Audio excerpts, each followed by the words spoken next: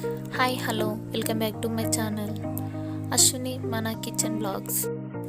ఈరోజు ఆలు పూరి ఎలా రెడీ చేయాలో చూద్దాం. ముందుగా ప్లేట్లో గోధుమ పిండి తీసుకొని కొద్దిగా సాల్ట్ యాడ్ చేసి ముందుగా ఉడకబెట్టిన ఆలుని వేసుకొని మిక్స్ చేసి కొద్దిగా బేకింగ్ సోడా వేసి కొన్ని పచ్చిమిర్చి జీలకర్ర చిన్న ముక్కలుగా చేసిన కరివేపాకు ముక్కలు వేసుకొని మొత్తంగా మిక్స్ చేసుకొని చిన్న ఉండలాగా చేసి 5 మినిట్స్ పక్కన పెట్టి చపాతీ చేసే దాని మీద చిన్న రౌండ్స్ కట్ చేసుకున్న బాల్స్ తీసుకొని చిన్న చిన్న పూరీలు చేసి అన్నీ పక్కకు పెట్టేసుకొని గ్యాస్ మీద ప్యాన్ పెట్టి అందులో ఒక్కొక్క పూరీగా వేసుకోవాలి.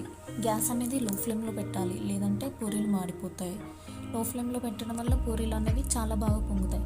ఒక్కొక్కటిగా వేయించుకోవడం వల్ల పూరీలు అనేవి చాలా బాగా పొంగుతాయి. అన్నీ పూరీలు కాల్చిన తర్వాత పక్కన ఒక ప్లేట్లో తీసుకొని మనం చట్నీ లాగా పెరుగు తీసుకుందాం.